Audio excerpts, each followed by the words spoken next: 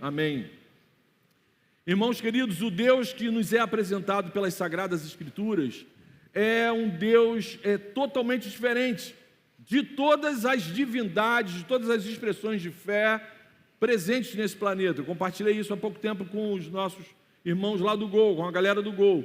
As Escrituras, de Gênesis a Apocalipse, nos apresentam um Deus pessoal, acessível, generoso, gracioso, surpreendente. Um Deus que faz o caminho ao contrário. Isso que me encanta em Jesus. Eu nunca viraria as costas para fazer um caminho ao contrário para salvar quem quer que fosse, antes de conhecer esse Deus. E esse Deus faz o caminho ao contrário. É Ele que vai na direção dos gadarenos. É Ele quem vai salvar os perdidos. É Ele quem acha a gente por aí. Eu jamais teria ido até Ele. É Ele quem busca e salva a humanidade perdida em meio aos escombros da queda. A queda que nos afastou dele, a queda que nos afastou uns dos outros, a queda que nos transformou em seres desumanos, completamente egoístas, amantes obstinados do próprio eu. Antes mesmo de me converter, eu já tinha essa consciência. Tem pessoas que, por causa do auto-engano que o próprio pecado produz, acham que são boas. Salomão falou, deixou registrado na palavra de Deus que o ser humano bom é aquele que ainda não nasceu. Depois que você começa a respirar, só Jesus. E por que Deus se importou com a gente? Por que Deus se importou com gente como a gente? Por que Ele não nos deixou sozinhos administrando essa tragédia que nós mesmos criamos? Porque o Deus da Bíblia Sagrada é totalmente gracioso. Graça é um favor que você recebe, mas que não merece. Ele sempre teve um projeto santo para aqueles que Ele criou à sua imagem e semelhança. Foi por isso que o Criador do Universo, compadecido com a nossa miséria, decidiu se revelar de uma forma especial para um povo que Ele chamou de seu. Progressivamente, Deus foi estabelecendo apontamentos, direcionamentos, imperativos, ordenamentos claros, como o Najib falou ontem à noite aqui para a gente. Deus sempre fala de forma clara. Esse papo de que eu leio a Bíblia e não entendo, isso é mentira tua. Deus fala de forma clara. O que a gente precisa entender, Deus fala de forma clara. Não precisa ser teólogo, não. E aí Deus vai trazendo ordenamentos claros, instruções que ajudariam aquele povo a voltar a viver como seres humanos. Desde o início, no Antigo Testamento, Deus deixa claro que a reconstrução da nossa humanidade só aconteceria a partir do momento que a gente começasse a investir cuidado no outro.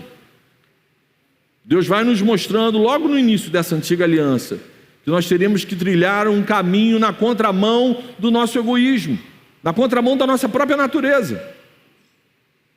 E lá em Levíticos 19, o Deus bendito logo estabelece um imperativo fantástico, uma ordem revolucionária para os filhos de Adão. Levíticos 19, 18 diz assim: não procure vingança, nem guarde ira contra o outro, mas ame o seu próximo como você ama a si mesmo. Eu sou o Senhor. Então Deus dá essa ordem para uma criatura descendente de Adão, e Ele dá essa ordem: não procure vingança, nem guarde ira contra o outro. Nenhum ser descendente de Adão inventaria algo assim. São trechos como esse que me dão a plena certeza de que quem inspirou a palavra de Deus é o próprio Deus. Nenhum filósofo humano teria a coragem de escrever isso aqui. Eu jamais inventaria algo dessa natureza. E você também não. Olhando para trás, eu lembro de como eu cresci irascível. Se hoje eu ainda sou estranho, quando eu era adolescente eu era muito mais estranho. Meu apelido na escola era sobrinho de Hitler. E depois que eu me converti para desfazer isso, ninguém acreditava. Eu procurava resolver tudo na base da ira. Essa coisa de não se vingue era contrário à minha natureza. Eu era completamente irascível e sem motivo, sabe aquele revoltado sem causa? A causa era respirar, eu respirava, eu via outras pessoas vivas, isso já me dava agonia. O problema é que eu assumia isso. Às vezes você fica em silêncio, você sente a mesma coisa, mas fica presbiteriano. Ó.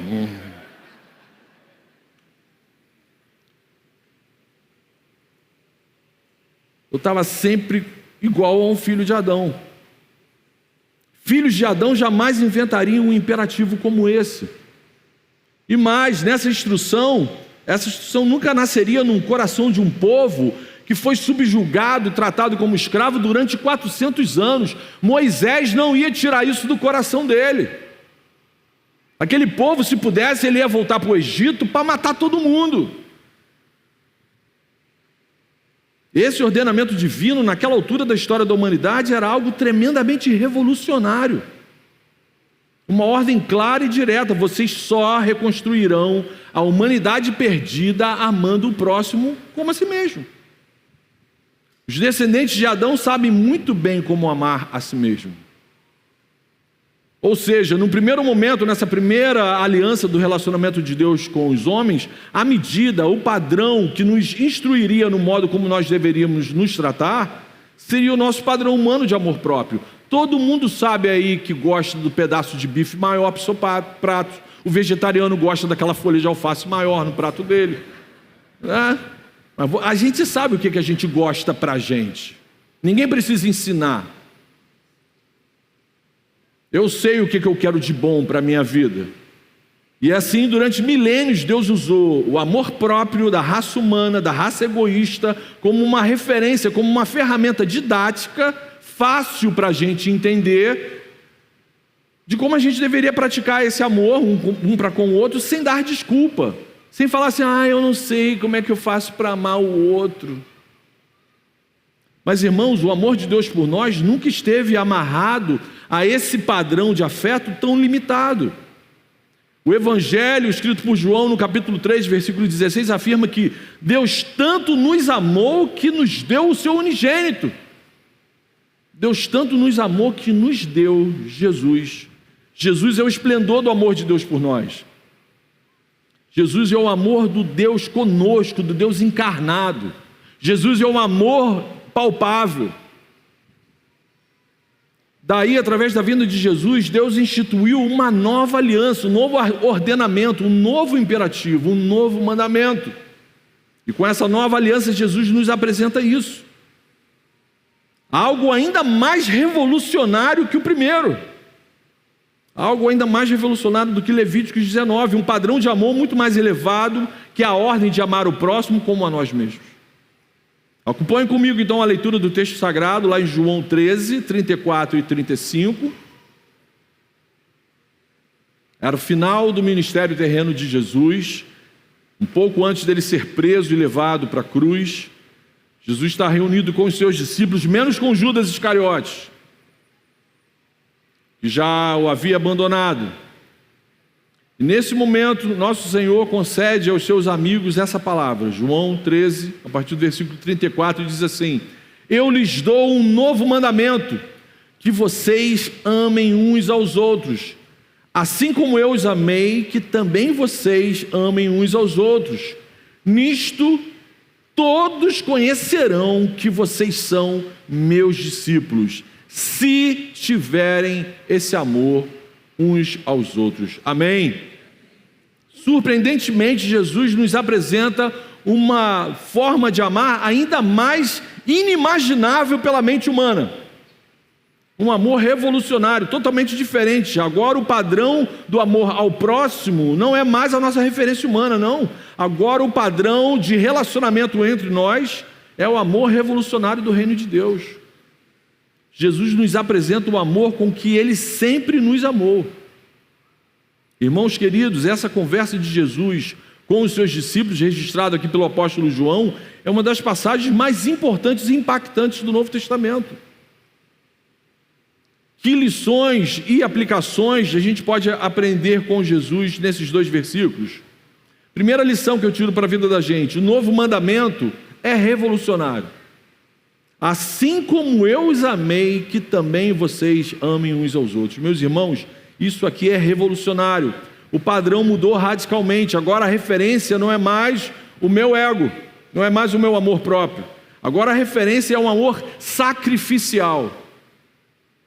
É aquele amor que deseja e faz o bem ao outro à custa de. Não é mais o amor favor, é o amor que custa. Deus tanto amou que deu. Em 1 Coríntios 13, a partir do versículo 4, o apóstolo Paulo nos mostra como é esse amor revolucionário, como é esse amor sacrificial. Paulo diz assim: esse tipo de amor é paciente e bondoso. Esse amor não arde em ciúmes. Se você arde em ciúme, isso não é algo bom. Isso não é amor.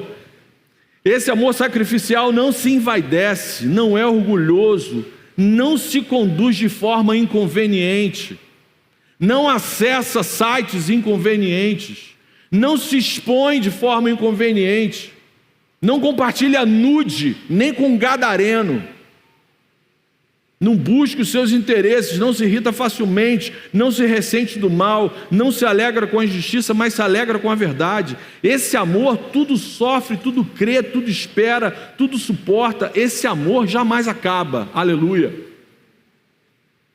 Esse é o amor com que Jesus nos ama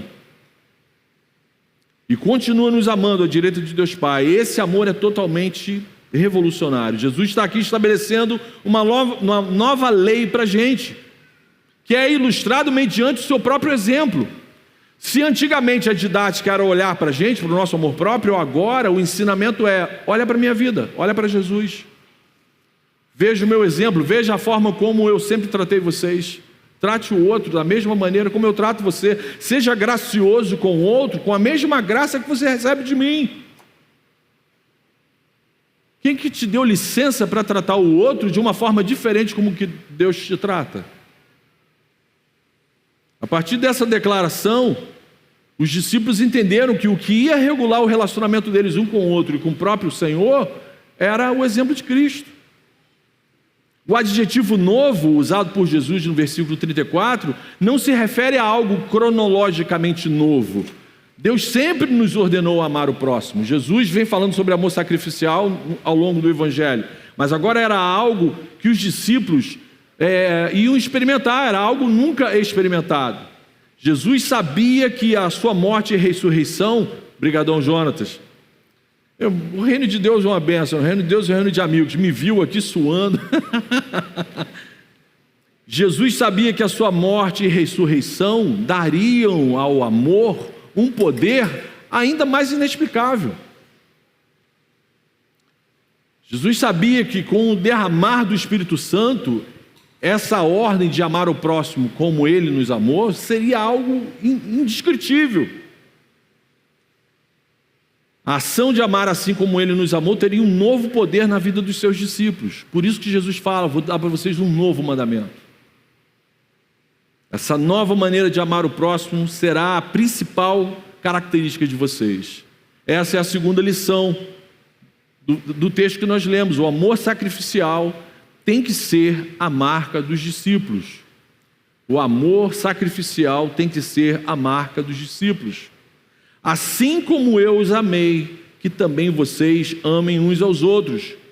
A novidade do mandamento aqui promulgado por Jesus é evidente agora pelo fato de que Jesus requer que seus discípulos mostrem esse amor revolucionário e sacrificial uns para os outros. Quem convive com esses discípulos aqui tem que perceber, cara, eles se tratam como Jesus os tratava. No nosso dia a dia tem que ficar claro que a gente se ama, se cuida, se trata assim como Jesus cuida e trata da gente. Seu exemplo de amor tem que ser a característica principal dos cristãos. Ontem à tarde a gente estava falando sobre questões denominacionais, talvez no paredão hoje, com os pastores, o paredão do Marcão é só o host, tá? Marcão é só aquele cara que fica levando o microfone para os outros. Mas muito mais do que questões denominacionais, o que marca realmente, às vezes a gente tem dúvida, quem é cristão? Cristão é quem ama o outro assim como Jesus o ama. Seu exemplo de amor tem que ser a característica principal daqueles que se dizem discípulos de Cristo, imitadores de Cristo. Então Jesus, ao longo do seu ministério, ele deu vários spoilers. Eu amo a Bíblia, porque a Bíblia é um livro de spoiler, ela conta tudo antes, né? Você já vai vendo cenas do próximo capítulo antes da parada acontecer. Tem gente que não gosta de spoiler não, mas eu me amarro. Lucas 10, na história do parábola lá do bom samaritano, Jesus fala ali abertamente sobre amor sacrificial, amor que deseja e faz o bem ao outro à custa de. O samaritano teve que tirar dinheiro do bolso, teve que pagar, teve que hospedar o cara que estava ferido, e ainda deu mais dinheiro para o dono da hospedagem lá, falando: se você precisar tiver mais despesa no cuidado com essa pessoa, está aqui, eu vou te ressarcir de tudo que você gastar. Isso é amar assim como Jesus nos amou. Ou seja, a prática desse amor revestido pelo poder do Espírito Santo seria a prova irrefutável de que os cristãos que obedecem a esse mandamento pertencem realmente a Jesus. Não pertencem só a uma instituição religiosa, pertencem ao Cristo vivo. Essa é a nossa terceira lição. Viver esse amor revestido pelo poder do alto é a prova visível da nossa fé. Viver esse amor uns com os outros é a prova visível da nossa fé. Versículo 35, nisto, o que está escrito aí na tua Bíblia? Todos, alguém vai ficar na dúvida? Não, todos conhecerão que vocês são meus discípulos. E aí tem a condicionante: se tiverem esse amor uns aos outros. Igreja querida, quando a gente obedece essa ordem de amar o outro assim como Jesus nos ama, primeiro, a gente é transformado pelo Espírito Santo, e ao mesmo tempo a gente é transformado em bênção na vida de outras pessoas. Às vezes você abençoa outras pessoas sem nem saber que você está fazendo isso, porque o desejo de obedecer ao Senhor faz com que nós sejamos transformados pelo Espírito Santo em bênção na vida um do outro. A gente é transformado em sal, em luz, sal que conserva, luz que expulsa as trevas. Somos transformados em santos no palácio de César, em luz. O testemunho do cristão se torna a prova inquestionável da sua fé em Jesus, e todos que olham e veem aquilo têm certeza: esse aí eu posso até não gostar dele, mas ele é igual ao Deus que ele serve. E o mundo só vai nos considerar cristãos de verdade se a obediência ao novo mandamento for clara, for visível na vida da gente. E aí agora eu te pergunto, e aí antes de eu fazer essas perguntas eu fiz também para mim. O primeiro que ouve o sacode é o pregador. As pessoas que se relacionam com a gente, aqui na igreja, na célula, dentro da nossa casa, da nossa família, no trabalho, conseguem comprovar com facilidade esse sinal visível da nossa fé? As pessoas que se relacionam com a gente no nosso dia a dia, conseguem olhar para a gente e não ter dúvida do Deus que a gente serve? A gente acabou de cantar, né, do Deus que eu amo. Nosso cônjuge tem facilidade ou dificuldade para discernir para qual Deus você anda batendo tambor? Qualquer um nesse planeta pode até ter dúvida, mas o seu cônjuge, se você é casado, o seu cônjuge tem que ter certeza de que você ama Jesus. Se você é casado e se diz crente, teu cônjuge não pode ter dúvidas da sua relação de fé com Jesus. Seu cônjuge tem que ser o primeiro a experimentar esse amor, assim como Jesus te ama. A mesma pergunta eu faço para você que é filho, que se diz cristão, frequenta o UP, o GO. A forma como você trata os seus pais é prova visível, indiscutível da sua fé em Jesus? Ou o seu cristianismo é relativo igual à nossa democracia? Você que é patrão Deus te abençoou, te deu prosperidade, você se emocionou tanto que tem uma porção de gente CLT na sua empresa, olha que delícia, pagando aquela porção de imposto. Então, você que é patrão, possui funcionários a seu serviço, debaixo da sua responsabilidade, a forma como você os trata, dá testemunho positivo, coerente com a sua fé em Jesus. E aqui eu não estou falando em ser brando, não, é ser... Jesus tratava os discípulos dele como Jesus sabia tratar. Mas os discípulos não tinham dúvida de que Jesus era o Filho de Deus vivo. E você que é subordinado, que é funcionário de alguém, seu testemunho junto ao seu patrão evidencia a sua fé em Jesus. Seu patrão pode falar: uau, verdadeiramente esse funcionário é um discípulo top de Jesus. Ou é um encosto que eu tenho que ficar carregando nessa empresa? E tem uns crentes por aí que nem os demônios que entraram nos porcos querem entrar nele, que o risco de não conseguir sair é grande.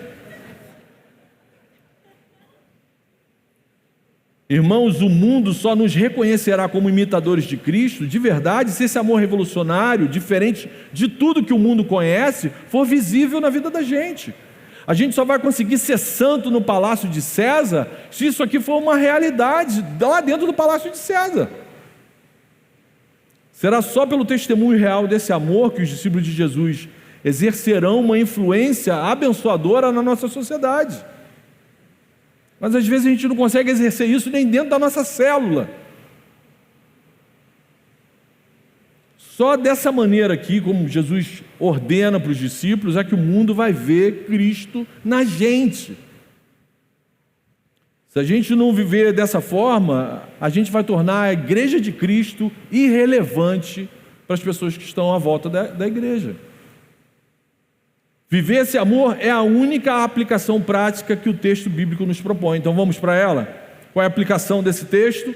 Ame o seu próximo assim como Jesus te amou e continua te amando. Amém? Ame o seu próximo assim como Jesus te amou. Você tem dúvida que Jesus te ama? Se você tem dúvida, é uma pergunta boa para o paredão. Se você não tem dúvida do amor de Deus, do cuidado de Deus para com a sua vida, ame o seu próximo dessa forma. Irmãos, com a ajuda do Espírito Santo, com a ajuda do corpo de Cristo, que somos nós, eu e você, a gente consegue viver sim o novo mandamento ordenado por Jesus. Amém? E uma das principais formas de nós demonstrarmos esse amor é apresentando esse Deus do novo mandamento para outras pessoas. É apresentando Jesus para as outras pessoas. Lembre-se, Clovinho falou ontem à noite, só Jesus expulsa os demônios dos homens. Eu, quando vejo alguns homens lá de Brasília, eu sei que só Jesus pode expulsar os demônios que estão tentando sair daqueles homens lá de Brasília. Lembre-se, eu e você só estamos aqui porque um dia alguém nos amou, investiu tempo de vida. Tempo é uma riqueza que não volta mais. Alguém investiu tempo na vida da gente, talvez até recursos financeiros, para nos apresentar a boa notícia do amor de Jesus por nós. Então você só está aqui porque alguém te amou assim como Jesus o amou. Evangelizar é a principal manifestação do amor sacrificial para com o nosso próximo. Só Jesus transforma filhos de Adão em filhos de Deus. E aí mais uma vez eu te pergunto, qual foi a última vez que você pessoalmente evangelizou alguém? Qual foi a última vez que você falou com paixão, com lágrimas nos olhos, desse amor que você recebeu do seu Criador? Desse Jesus que foi até o seu encontro, porque o perdido era você.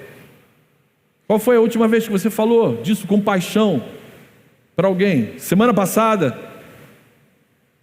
Mês passado? Ou nem lembra mais?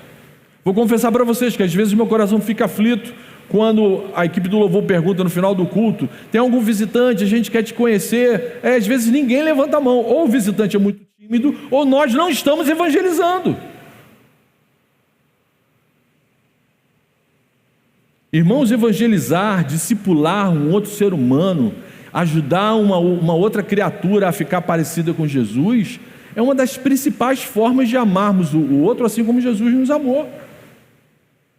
Mas, graças a Deus, esse novo mandamento não é só isso. O apóstolo Paulo, na carta aos Romanos, no capítulo 12, e eu quero que você acompanhe comigo, por favor, Romanos, capítulo 12, depois lá na célula você pode ler até o texto todo, do 9 até o 21, eu vou saltar alguns versículos aqui, porque Paulo, ele amplia essa lista de ações que nos ajudam nessa aplicação de amar o outro como Jesus nos amou.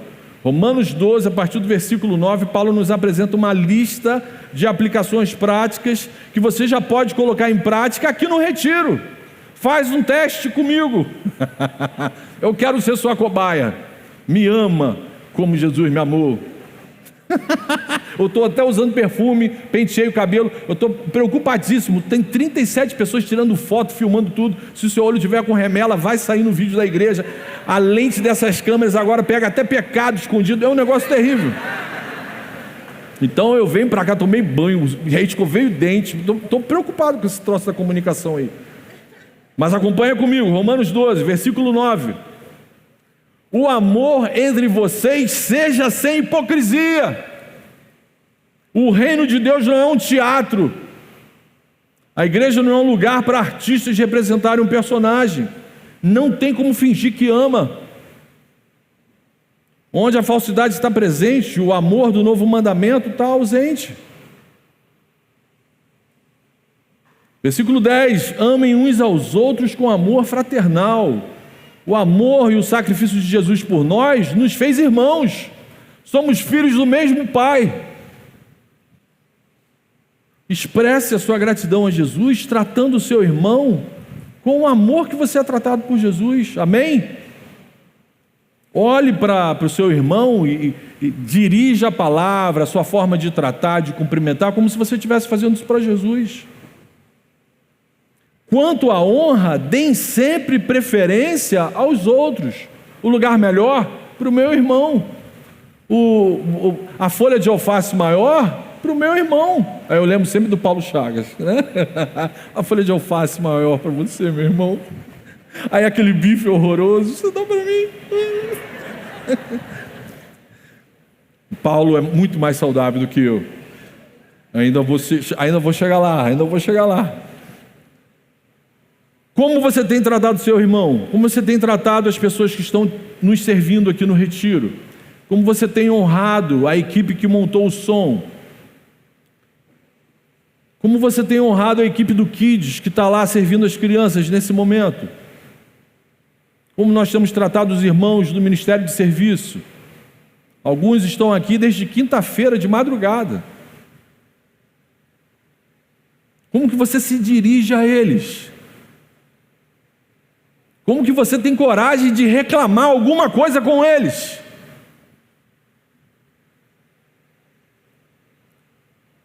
A gente fala com eles como se a gente estivesse falando com Jesus. E esse é o X da questão, meu irmão.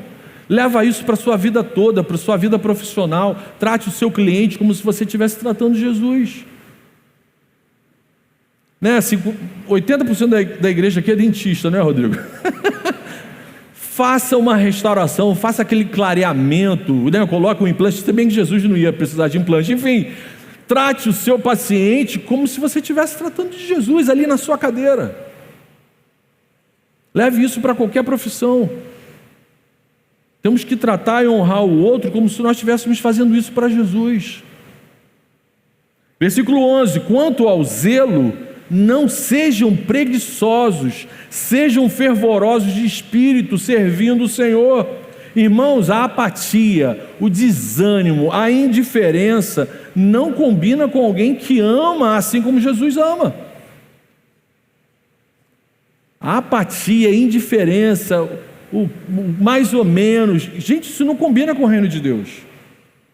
Eu e você temos que fazer de tudo para Jesus, com fervor, com paixão, com zelo, inclusive o amor ao próximo. Eu tenho que ser cuidadoso, tem que ser com fervor, tem que ser pentecostalzão mesmo, tem que ser tudo com fogo do Espírito. Amém? Fogo do Espírito, amém? Amém? Amém. Meu irmão, se você não vive no reino em chamas para Jesus, procure ajuda pastoral, converse com o seu líder de célula, questione a sua conversão.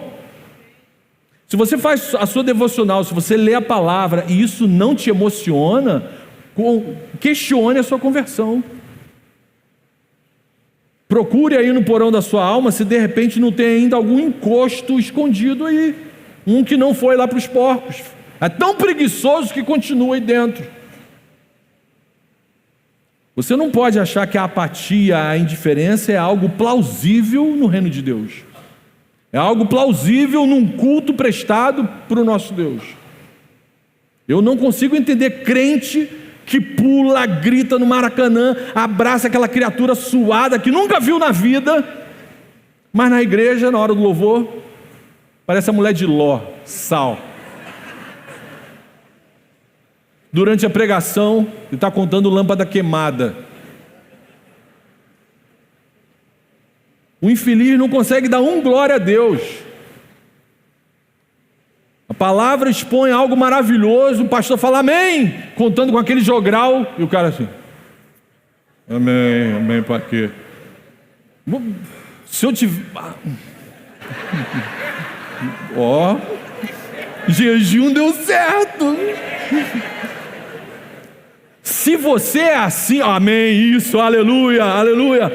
Se você é assim, apático, indiferente, acha que eu sou muito mais estranho do que eu acho ser estranho, eu rogo ao Senhor que Ele te desperte desse sono maligno da apatia, desse sono maligno da indiferença, que não consegue se emocionar na presença de Jesus.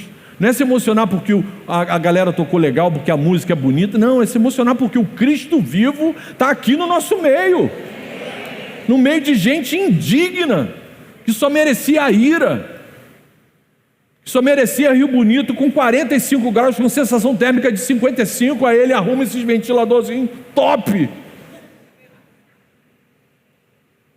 Versículo 13, acho que eu vou até às 13 horas da tarde, hoje o 13 está me perseguindo, vou converter esse número. Ajudem a suprir as necessidades dos santos. Santo aqui, meu irmão, é todo aquele que foi separado por Jesus para servir a Deus, todo aquele que foi salvo por Jesus e consequentemente santificado por Jesus. Santos. Aqui Paulo está falando de cristão ajudando materialmente outros cristãos. Quem ama o outro assim como Jesus nos amou, além de abrir o coração, também entende que tem que abrir o bolso.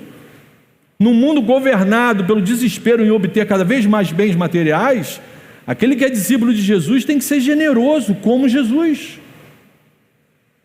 A Bíblia nos ensina a trabalhar para suprir tanto as nossas necessidades, como também para socorrer os necessitados. Nosso papel nesse mundo, depois que a gente se converte, não é só acumular bem para a gente.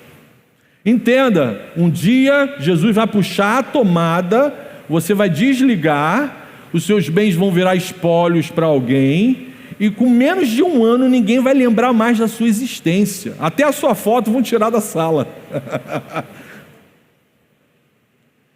Quem fica correndo atrás dessas coisas são os seguidores de Mamon, são os servos de Mamon, são os adoradores do Deus dinheiro.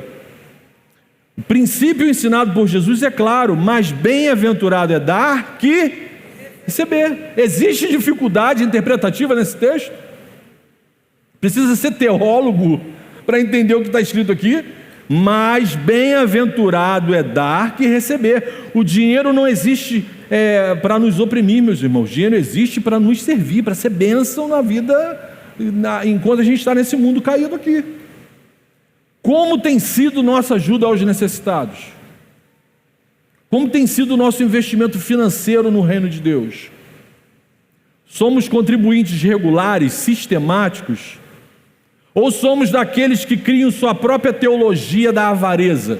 Tem os falsos pastores pilantras que criam a teologia da prosperidade, e tem os bodes, falsas ovelhas, que criam a teologia da avareza. Eu não penso dessa forma, eu dou do meu jeito, eu administro o meu dinheiro. Eu não sei como o conselho está fazendo a administração dos recursos materiais. Eu e o Pai somos muito mais que um. Seu infeliz avarento, mesquinho,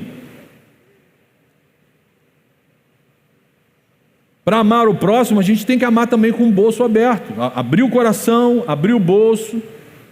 Tem gadareno por aí que quer usufruir de tudo que está na igreja, mas sem contribuir com nada. Você tem interesse mesmo em saber como que a gente pode amar o próximo com o bolso aberto? Como que a gente pode ajudar os nossos necessitados? Envolva-se com o ministério do Oceânica Social. Converse com o presbítero Carlito. Converse com o Márcio Prates, com o Beto, para você acompanhar de perto e testemunhar e descobrir como é amar o próximo com o bolso aberto. Para você ver como que a comunidade de gente que ama com o bolso aberto tem abençoado diversas famílias da nossa comunidade, gente que ainda não é nem crente. Converse com o presbítero Nilson e com o pastor Jonatas, para você tomar ciência dos missionários e dos plantadores de igreja, que o bolso aberto e generoso de alguns irmãos que vivem um novo mandamento tem abençoado. Se alguém aqui nesse auditório é adepto da teologia da avareza, é mestre em dar desculpas para não amar com o bolso aberto, renda-se a Cristo, se converta nessa manhã. Converta-se ao Deus da generosidade, peça a Ele: Senhor, expulsa esses demônios que ainda estão aqui dentro do meu bolso. Pare de servir a mamon, pare de dar desculpa para não contribuir. Liberte-se das correntes da usura, da mesquinharia. Aprenda com Jesus que mais bem-aventurado é dar que receber. O apóstolo continua: pratiquem a hospitalidade. Além de amar com o coração aberto e com o bolso aberto, os imitadores de Cristo também vão demonstrar esse amor revolucionário abrindo as portas de suas casas. Amém?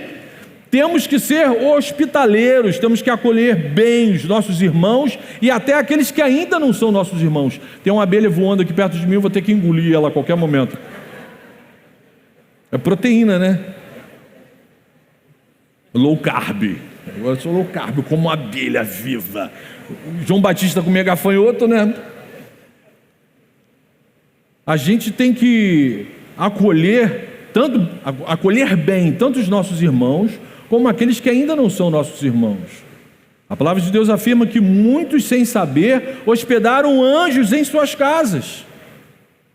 Qual foi a última vez que você abriu a porta da sua casa para receber, de forma hospitaleira, irmãos, amigos de oração ou uma célula da Oceânica?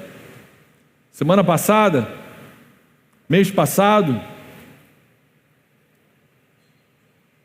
Eu sei que tem gente que gosta de viver em barraca, né? Tem uma galera que gosta de barraca. Barraca, a sala é o quintal, né? Mas consegue receber bem. Agora, tem gente que pode abrir a porta da sua casa. Tem crente que Jesus abençoou tanto que tem uma casa grande, ampla, mas o infeliz não abre a porta, porque pode desarrumar minha casa, minha sala. Esse enfeitezinho que eu trouxe lá da Mongólia, alguma criança pode quebrar.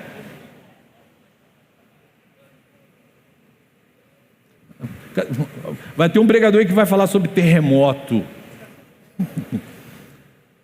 Amigo, nada aqui nesse mundo é nosso. João Batista fala que se você tem alguma coisa, se você está vestindo alguma coisa, é porque do alto te foi dado.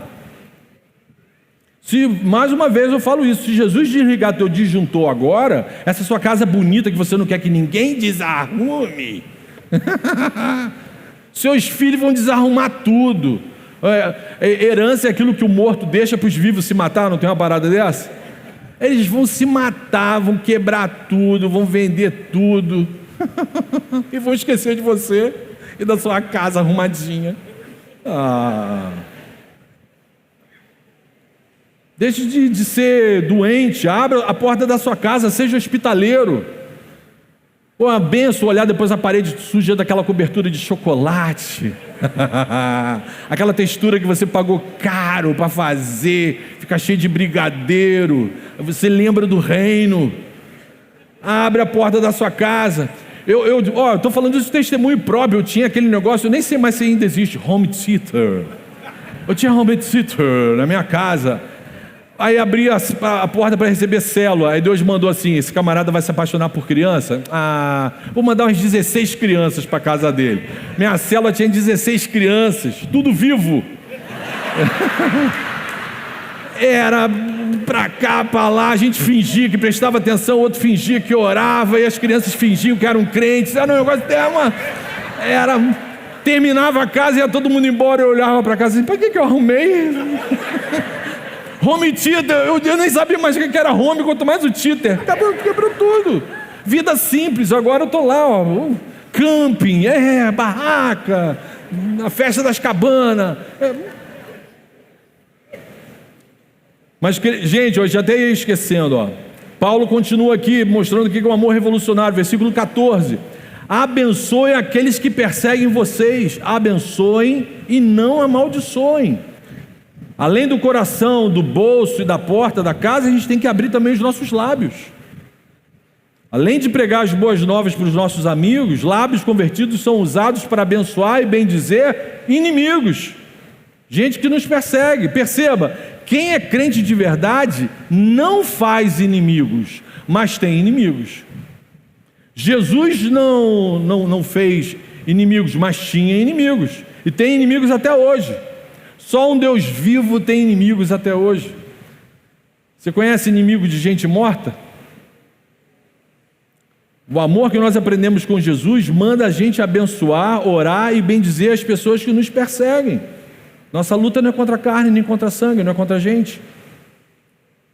Devemos pagar o mal com amor sacrificial.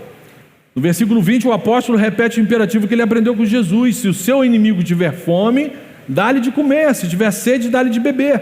Para o judeu, inimigo era qualquer um que não fosse judeu. Inimigo aqui não está se tratando necessariamente de um malfeitor, de um camarada malvadão, não. Podia ser um vizinho maneiríssimo, mas se não era judeu, o judeu olhava aquilo ali como inimigo. E aí Jesus ordena: se o seu inimigo tiver fome, dê-lhe de comer, se tiver sede, dê-lhe de beber. No versículo 17, não paguem a ninguém mal por mal, procurem fazer o bem diante de todos. Se possível, no que depender de vocês, vivam em paz com todas as pessoas. Quem deseja amar o outro assim como Jesus o ama, vai fazer de tudo para viver em paz com todos, amém? Tem que fugir de confusão. Minha última pregação lá na Oceânica, a gente não fez um pacto? 2025, vamos fugir de confusão, paz.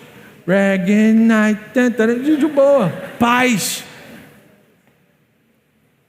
É muito triste tomar conhecimento que de vez em quando, como é que é? É raro, mas acontece sempre. Aparece lá na igreja uns crentes gadareno, barraqueiro. E eu não estou falando dos barraqueiros benção que tem ali não, ali só tem barraqueiro ungido. Mas aparecem uns barraqueiros lá na Oceânica que Jesus... Às vezes a gente fica triste quando toma ciência de gente que sai de casa carregando o encosto. Não, você vem comigo. Não. O encosto não quer ir mais com a pessoa, mas não, você vai comigo. Ela vai de mal com a vida, já causa transtorno para o pessoal do Ministério de Serviço. Estaciona o seu carro aqui. Não, vou estacionar onde eu quero. Meu nome é Legião. Não sou teu irmão, não. Paz do Senhor, por quê? Aí ele vai para a igreja, para o culto. Aí apurrinha no pátio da igreja, na cantina, no estacionamento, às vezes na célula, para arrumar confusão. Eu não sei como é que isso é possível. E olha, eu sou estranho. A criatura está indo para a igreja. Aí no estacionamento, ele já manifesta ali no estacionamento. Vamos distribuir óleo ungido para o Ministério de Serviço. Já sai salpicando o carro, a pessoa. E aí, irmão, tudo na paz? Dependendo do granido, né? Aí você taca mais óleo na criatura. Irmãos, somos servos do príncipe da paz ou nós somos uma fraude? Se você não está bem naquele dia, já sai do carro pedindo oração. Irmão, bota a mão na minha cabeça, ora por mim. Eu vim de casa oprimido. Não tem problema, faça isso. É mais honroso, é mais humano você assumir que não está bem do que você destratar as pessoas. No ambiente da igreja, no pátio, no ambiente público, na célula. Ou você é um servo do príncipe da paz, ou você é uma fraude. Jesus alguma vez pagou o mal com o mal? Então, se você se converteu de verdade, seja um pacificador, assim como Jesus, seja de boa, cordial, educado, prestativo. Sê tu uma bênção, amém? Eu já ia pulando, eu penso que estou acabando, aí eu lembro, eu vou voltar, versículo 15, volta aí no versículo 15. Eu nunca fui bom de português, aí eu erro as contas aqui. Versículo 15: alegrem-se com os que se alegram e chorem com os que choram. Querido, amar como Jesus nos amou, também é amar com a alma aberta. O amor revolucionário também é o amor solidário. Aquele amor que está pronto para trafegar de uma festa de casamento para um cemitério, para um sepultamento de um irmão. O discípulo de Cristo não inveja a vitória do outro e nem fica indiferente. Muito obrigado, minha irmã. Amar como Jesus amou. Obrigado, minha irmã. O discípulo de Cristo não inveja a vitória do outro e nem fica indiferente quanto o outro sente dor. Irmãos, só esse Deus das Escrituras nos apresenta uma proposta de vida assim. Aleluia, isso que é encantador, por isso que eu não olho para trás. Não é por causa do meu mérito, é porque o amor dele me constrange tanto que a graça me deixa desesperado. Como que eu vou viver de uma outra maneira?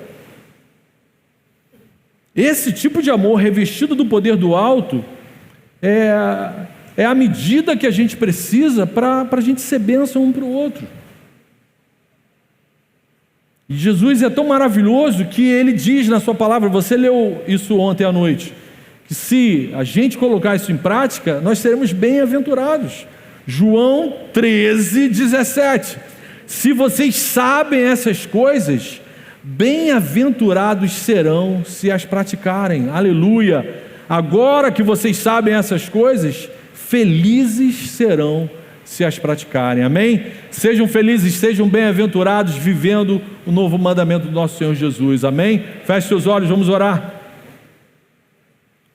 Senhor Jesus, muito obrigado por seu amor, Senhor, obrigado pela transformação, pela revolução que o Senhor tem feito na vida da gente. Continua a sua obra, Senhor, continua falando com a gente, nos ajude a viver, a praticar, a obedecer esse novo mandamento, nos ajude a dar um testemunho coerente com o seu caráter, Senhor, um testemunho coerente com quem o Senhor é, e Senhor, continua operando esse milagre na vida da gente, nos dias aqui no retiro, que o nosso comportamento, o nosso testemunho glorifique o Teu nome, que a gente seja bênção na vida um do outro. Essa é a nossa oração, é isso que nós pedimos. Ajuda-nos a praticarmos isso aqui, uns com os outros, agora, no retiro. Nós pedimos isso em Teu nome, em nome de Jesus. Amém, amém.